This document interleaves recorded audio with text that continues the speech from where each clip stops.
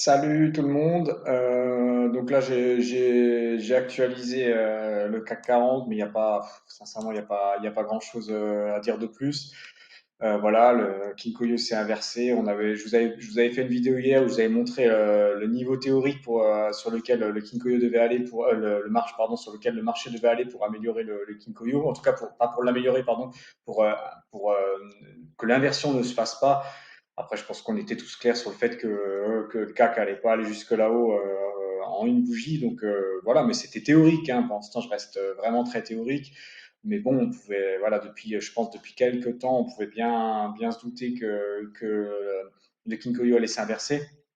Donc, j'insiste beaucoup là-dessus. Alors, juste petite précision importante, je pense.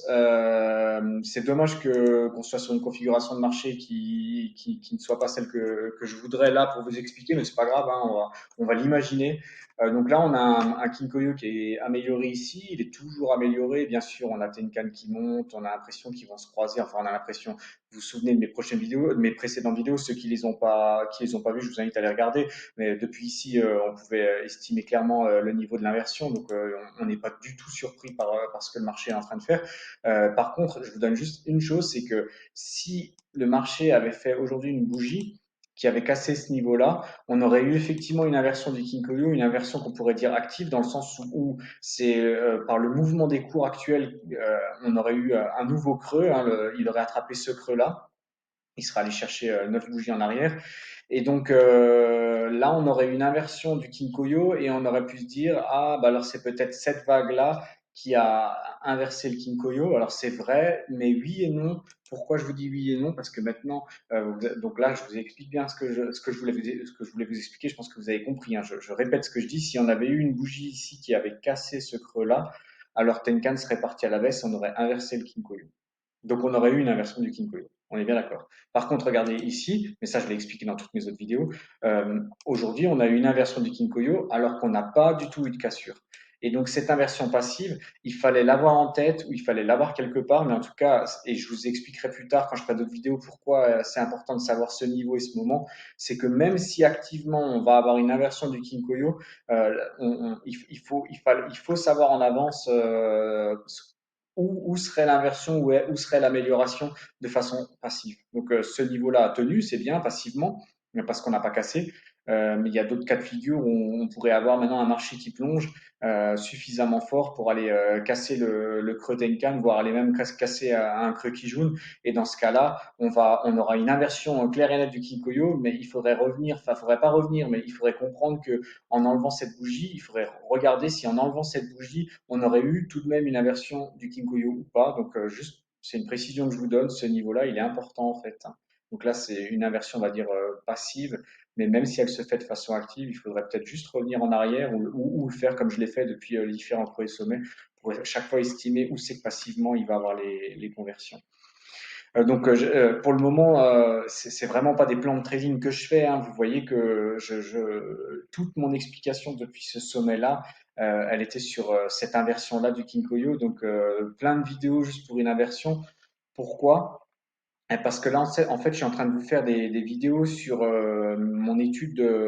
Donc, j'ai lu, traduit, étudié, appliqué sur les graphiques le tome 1 et le tome 2. Le tome 1 surtout, en fait. Hein, donc, je me permets de faire des vidéos sur le tome 1 parce que je pense avoir compris certaines choses. Alors, bien sûr, il me reste toujours des choses à comprendre, hein, mais voilà, j'ai passé, on va dire, pas mal d'heures dessus. Et donc, juste pour vous résumer la situation, dans le chapitre 1 du tome 1, Osoda explique ce qu'est l'Ishimoku. Alors c'est difficile de l'expliquer en une phrase, mais ce qu'il explique, c'est que l'Ishimoku, c'est une méthodologie de conversion des équilibres. Donc je pense que vous comprenez ce qu'il veut dire maintenant avec les vidéos que j'ai faites. Je pense que si je vous avais expliqué ça dès le départ, vous auriez peut-être pas compris ce que ça veut dire conversion des équilibres. Maintenant avec les vidéos que j'ai faites sur tableau d'équilibre, avec ce que j'ai montré sur le croisement de certaines lignes, je pense que vous comprenez ce que Osoda voulait dire dans Conversion des équilibres. Donc, grosso modo, sa définition de l'Ishimoku vraiment simple, hein, parce que bien sûr, voilà, il a écrit à peu près 2000 pages là-dessus. Donc, il dit que l'Ishimoku est simple, il est simple à expliquer. Après, voilà, c'est un peu paradoxal de la part d'Osoda de dire que quelque chose est simple et d'écrire 2000 pages dessus, mais voilà, on comprend un petit peu ce qu'il veut dire par simple. Mais dans tous les cas, sa définition, c'est une méthodologie de conversion des équilibres sur laquelle il a rajouté des spans, en tout cas la notion de span. Donc voilà un petit peu l'idée. Donc j'ai introduit très très très légèrement les spans. Là j'avais introduit ici à ce niveau-là une idée du span 9. J'avais affiché ici une idée du span 17. Pourquoi? Parce que vraiment, donc chapitre 1, 2, 3, 4, 5, c'est vraiment, Osoda fait une fixette claire et nette sur le Kinkoyo. Il explique comment il est construit, il explique à quoi il sert, il explique comment saisir des moments d'achat et de vente. Le chapitre 5, il le considère, première phrase du chapitre 5, il explique que c'est le chapitre le plus important du tome 1 et que vous devriez donc forcément y accorder énormément d'importance. Et là, il rentre vraiment dans, on va dire, dans l'application des moments d'achat et de vente. Il donne des indications sur des configurations qu'il considère comme idéales. Et il saisit donc des moments d'achat et de vente. Il vous explique pas vraiment l'entrée pile sur quelle bougie vous devez rentrer, où vous posez votre stop loss. Alors je sais même pas si Osoda utilisait des stop loss, mais de toute façon il y a même pas, on s'en fiche de ça pour le moment. Mais voilà, vous aurez pas un plan de trading comme ça dans le tome 1 avec tu rentres ici sur clôture, tu poses ton stop loss ici, tu sors à break-even, enfin tu déplaces ton stop loss à break-even ici, tu prends 1% de risque, tu pyramides tes gains. Il y a pas de ça là-dedans. Il reste sur vraiment la méthodologie, hein, on va dire. Mais en tout cas, dans le tome 5, il donne il utilise des graphiques d'action. Je vous ai expliqué comment il utilisait grosso modo les indices pour saisir des moments, des creux, des sommets pour les actions. Ensuite, il rentre sur action. Il saisit des moments d'achat et de vente et l'intégralité, sans aucune exception, de ces moments-là se fait sur conversion du Kinkoyo. Donc voilà, comme ça vous le savez, hein. Tout, tous les moments de vente et d'achat expliqués dans le tome 5, qui est le tome le plus important le chapitre 5, qui est le chapitre le plus important du tome 1, tous les moments d'achat et de vente de Goichi Osoda, qu'il a expliqué, se font sur conversion du Kinkoyo. Ce qui explique pourquoi je vous montre un petit peu tout ça. Donc désolé si c'est un peu long, désolé si vous voyez pas un petit peu où je vais en venir, mais parce que c'est important. Donc ensuite, dans le tome 1, chapitre 6 et 7, comme je vous l'ai dit, une introduction au span. Donc je vais intégrer à peu près après les spans. De toute façon, il y aura des choses là, je vais peut-être pas tout le temps rester sur cet actif-là, hein. On verra. Je dis que j'allais bougie après bougie, mais peut-être que ça va commencer à m'ennuyer. Peut-être que je vais faire autre chose. Mais si je peux intégrer les spans dedans, et ben de toute façon, à un moment ou à un autre, vous avez bien compris la logique, hein. Quand vous voyez un span ici, à un moment, il va forcément rentrer dans les prix. Donc, si c'est pas maintenant, ça sera à un autre moment. Donc, à un moment ou à un autre, il va rentrer dans les prix. Et puis, je vous expliquerai un petit peu ce que je pense avoir compris de cette partie-là. Donc, ça, c'était pour les chapitres 6 et 7 du tome 1. Ensuite, il y a le chapitre 8. C'est un chapitre très court, je crois qu'il fait 8-9 pages. Et c'est sur les lois de Sakata. Donc, Osoda explique bien que au début, il partait du principe que les lois de Sakata ne servent à rien, enfin en tout cas qu'elles pouvaient plus s'appliquer au marché moderne parce que c'était quelque chose qui datait et que voilà, ça pouvait peut-être marcher sur le marché du riz de l'époque, mais que ça marchait plus sur les actions dans les années 60. Et puis il a rangé un petit peu sa fierté, il a dit qu'il a travaillé dessus et puis qu'il s'est rendu compte qu'en fait elles étaient encore utiles sur les marchés modernes, on va dire, enfin modernes dans les années 60, hein. Et, et que vous pouvez et qu'en plus elle s'applique à l'Ishimoku à certains endroits, à certains moments, même pas qu'elle s'applique en fait, elle se connecte. Donc voilà, il a écrit 8 pages dessus. C'est du Osoda, hein, c'est pas avec 8 pages que vous comprenez les lois de Sakata. Donc il y a beaucoup de littérature là-dessus, hein. Donc en tout cas, c'est une piste que je vous donne en parallèle de votre étude de l'Ishimoku, étudier les lois de Sakata, essayer de voir comment vous pouvez les intégrer dans l'Ishimoku. Là, j'en ai pas encore parlé, hein. Mais voilà, on verra comment on peut intégrer ça dedans. Et ensuite, donc ça c'est pour le chapitre 8. Et ensuite 9, 10, 11. Alors 9, 10, c'est des chapitres qui sont assez généraux. Je les intégrerai ici et là dans mes vidéos. Et chapitre 11, il y a quelque chose d'intéressant à mettre dedans. Ça sera intéressant en tout cas pour amorcer le tome 2. Donc je l'expliquerai ça aussi. Voilà, c'est juste pour vous donner un petit peu la direction.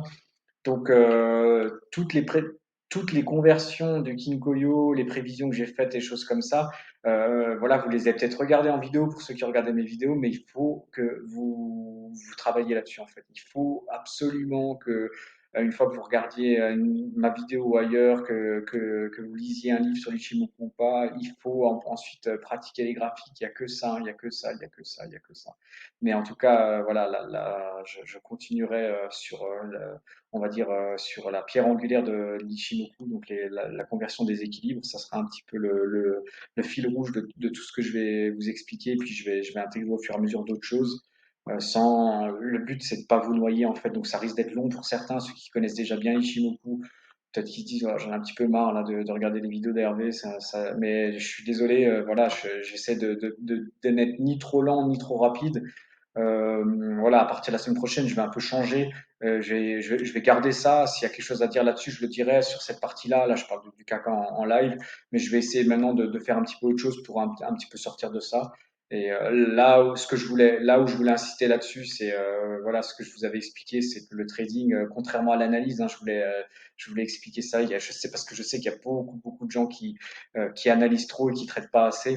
Ça me faisait plaisir d'avoir des P ici parce qu'en fait, quand on a des P, ben, on se retrouve un petit peu piégé, frustré par le marché, hein. On achète un creux en pensant faire une N et hop, on a une P. Ici, je dis pas qu'il faut le faire, hein, mais ici, hop, on est sous Tenkan. Quelqu'un va peut-être se dire, oh, bah, je vais vendre Tenkan et hop, là, une P derrière. Donc voilà, c'est le trading.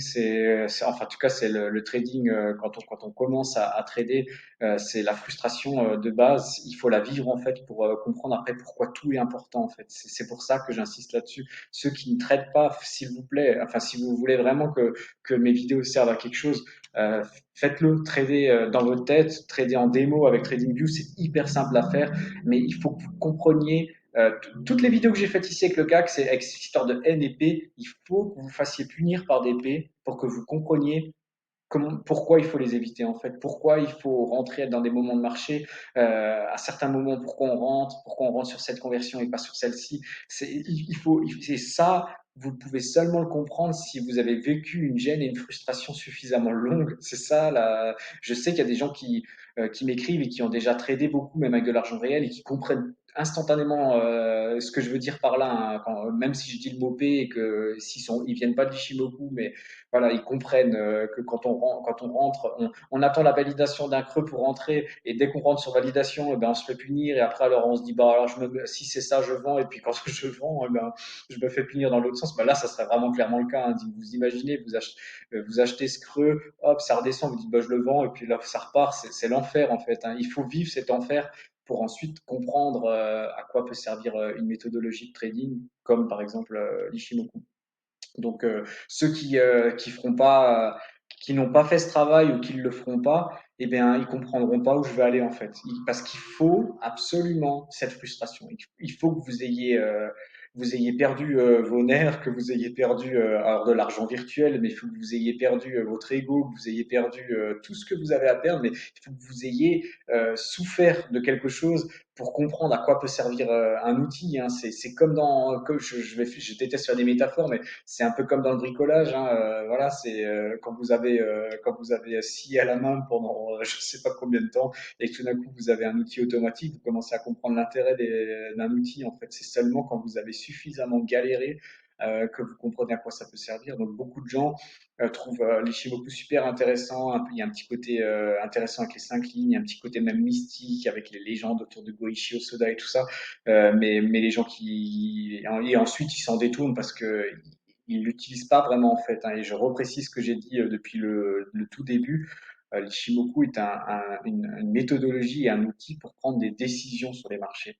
Et pour que vous compreniez à quoi ça sert, il faut que vous ayez pris des mauvaises décisions au départ. Et je crois que personne qui commence dans le trading ne peut réussir à attraper des creux et des sommets. Il va se faire punir parfois très fort.